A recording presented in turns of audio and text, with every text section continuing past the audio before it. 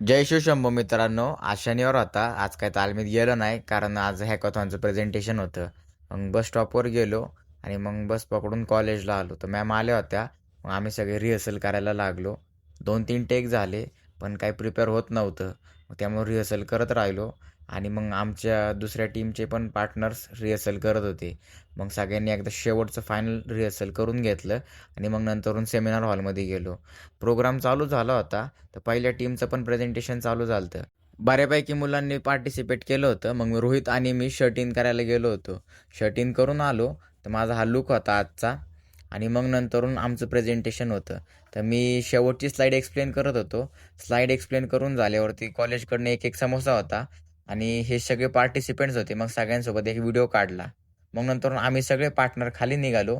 आयुष आणि मी फोटो काढायला गेलो होतो. त्यामुळे मग फोटो वगैरे काढून मग कॉलेजमधून बाहेर गेलो. कॉलेजला बाय बाय म्हणलो.